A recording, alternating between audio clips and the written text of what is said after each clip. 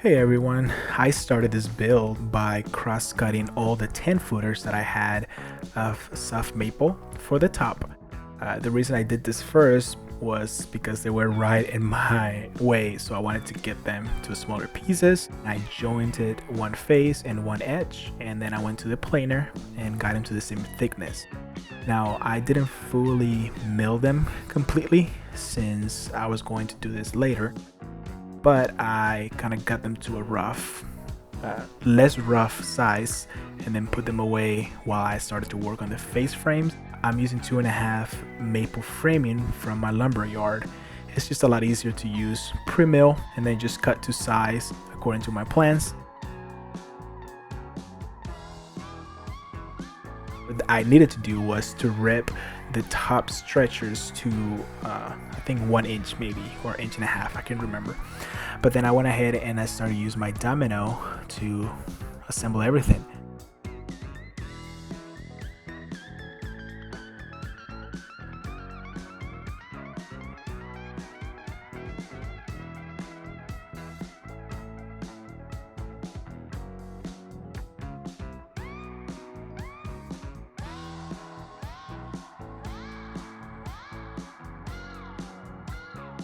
And I moved to my drill press to drill all the holes. I marked the centers and I spaced the bars 2 inches away, 2 inches on center. Now you can see my Yankee setup here for the 3/8 round stock that I'm using. It's dirty, but it works.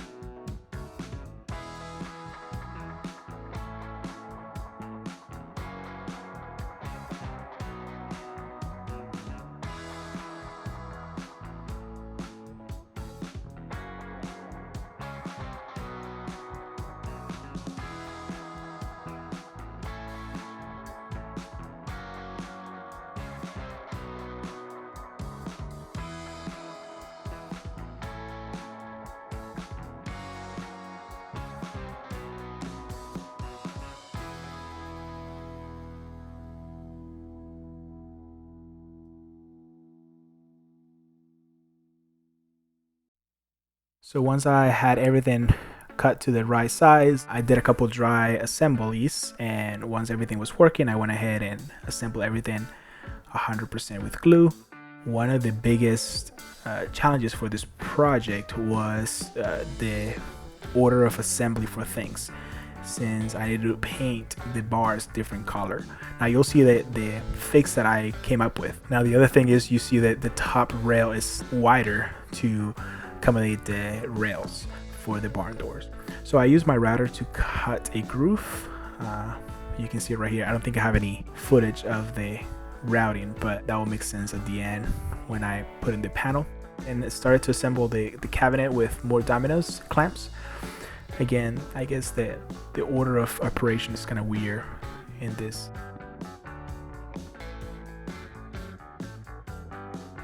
Then I started to work on the bottom and the top.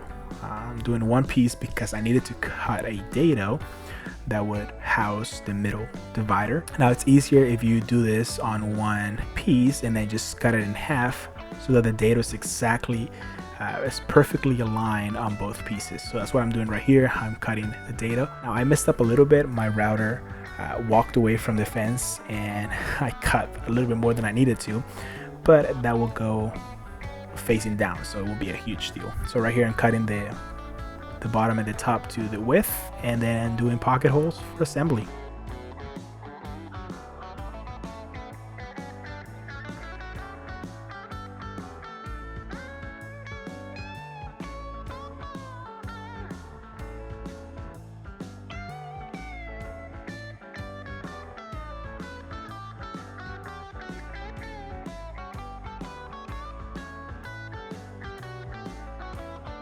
Then once I had everything ready, I put some glue and pocket holes to assemble the shelf, and also the bottom, which you won't see me do here, but trust me, I put a bottom on it.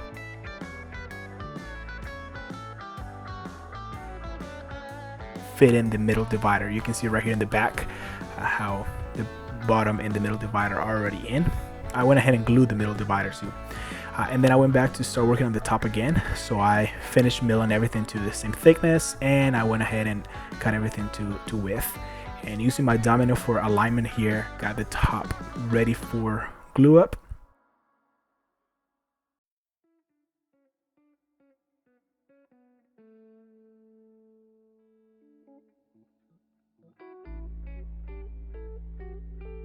Plenty of glue and dominoes. Now I like to use water to clean the excess glue. This just works for me. I like it. So this is part of the finishing process. I went ahead and painted everything. Like I said earlier, part of the challenges for this project was to, the bars were going black, but the outside was going white. However, the client wanted it heavily distressed. So I went ahead and decided to paint everything black to give it a nice dark tone, and then I'll paint everything white.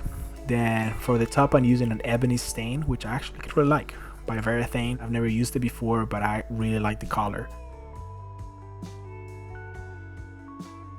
I went ahead and put the back with just glue and pin nails or staples. I can't remember what I use here. One of the two. Just using 1/4 inch for the back. Yeah, I did some painting now, trying not to paint the bars.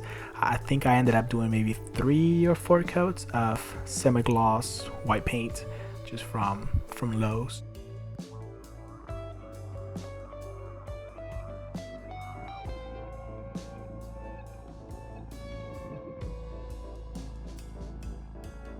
Now this is the part that is really subjective, I guess.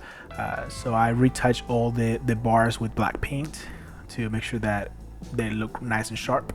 And then I went ahead and started with distressing, just with 220 to smooth everything out, but also to really eat through the paint. My client wanted it heavily distressed. I sent her pictures as I was going to make sure that she was liking the process. And you might like less distress, you might like more distress. It's up to you.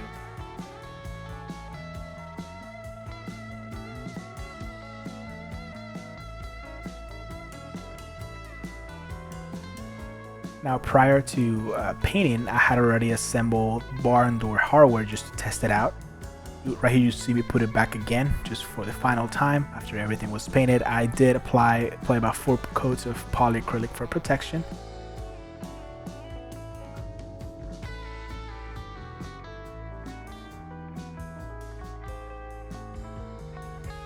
See everything working pretty nice. You can see I have some grommets for cable management in the back, and then the doors with the little bracket at the bottom to hold it. I do have to buy a latch to make sure that the doors are locked together. But yeah, so here's the bill. Thank you guys for watching. I hope that you enjoy this video. You know what to do. Like, subscribe, and I'll see you guys on the next one. Bye bye.